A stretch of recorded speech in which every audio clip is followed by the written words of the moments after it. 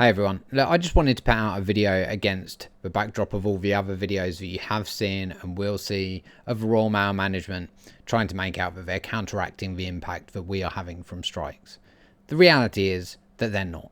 They can talk about the 84% increase of colleagues going back. 84% of a tiny number is still a tiny number. Okay, we all know the support that the CW has and we have amongst our colleagues from we know what's going on, and we will see the impact that we've had when we go back to work, and we will continue to see the impact that this is having on Royal Mail as time goes on.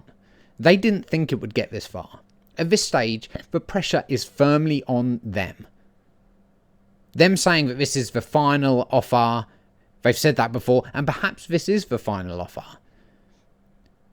But that does not mean that the pressure is not on them. Simon can only get to make the decisions for so long until the board and shareholders get completely frustrated with him and oust him, or he leaves.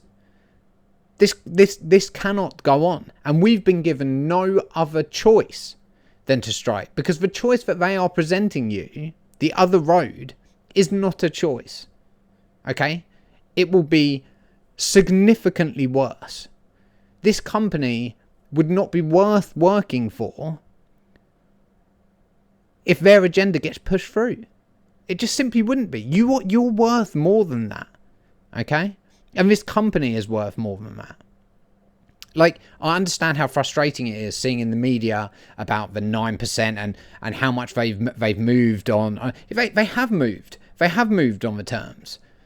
But they've moved from something that was completely unreasonable in the first place.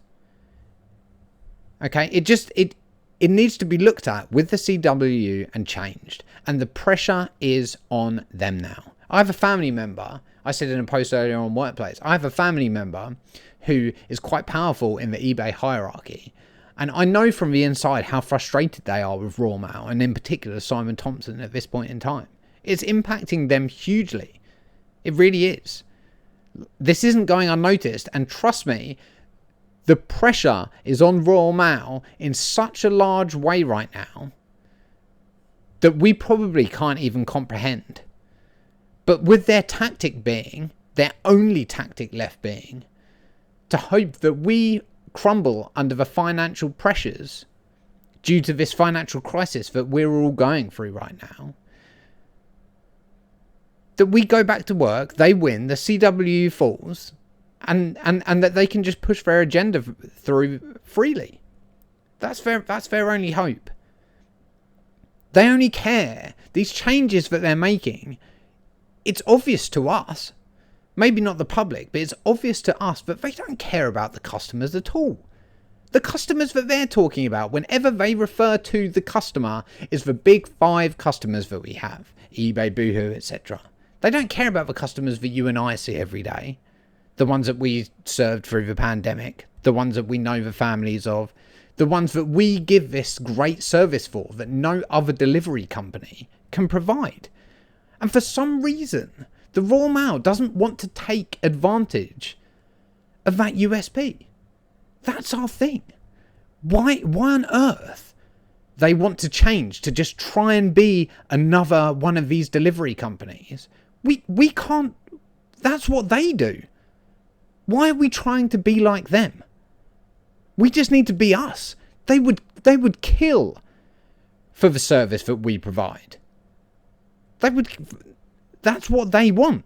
And we seem to just be handing it over to them. We need to take advantage of our USPs. And we as the workers, you guys, you all know that. The CW knows that. The public need to know that. But the pressure is on the Royal Mail right now. I can't explain the decisions that they're making. I can't explain the route that they're choosing to go down. I'm sure there is a reason, but it's not in the interests of us and the public and the Royal Mail service as we know it. That's what we all know. That's what we all know for sure. And they have something to hide, and that's why the Royal Mail will dodge those questions that they can't answer. They can't answer them because it would expose them. I know how hard it is. I know the financial impact it's having on all of you. We need to think of the colleagues, the tiny, tiny amount of colleagues that have gone back as some kind of like fallen soldier or something and fight even harder for them. Because they've broken for a reason, especially those ones that had been striking. They've broken for a reason. We need to sympathise with that and fight even harder because of it. It's hard. This is a major hurdle that we need to get through now, but I don't want you to get the impression that the pressure is all on us, because there is no pressure on us. The offer that Royal Mail have made by default has made the pressure not fall on us, because we have no choice. They have a choice. They have a choice. They could change this ridiculous agenda and think about the good of the service and the customers as a whole and the amount of employees that we have at this company. They could change that, but we have no option. We only have the option to strike. So I just wanted to thank everyone, tell you what an amazing job you're doing. We all know how hard it is. Just support each other. Ignore the rubbish that you're hearing from the propaganda machine. Do your research. It's easy to find for yourself. And I'm sure you can all come to your own conclusions about how ridiculous it is what they're doing. Ignore their tactics. They're only there to break you, and the pressure is firmly on them right now. They cannot afford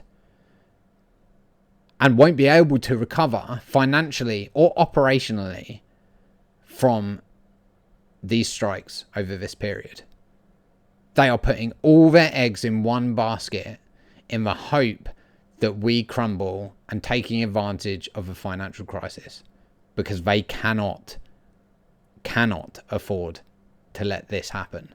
And the fact that they are, and then along with the videos that we see them putting out, to me that just exposes how much desperation and pressure it is on their side. So good job everyone, stay strong, see you later.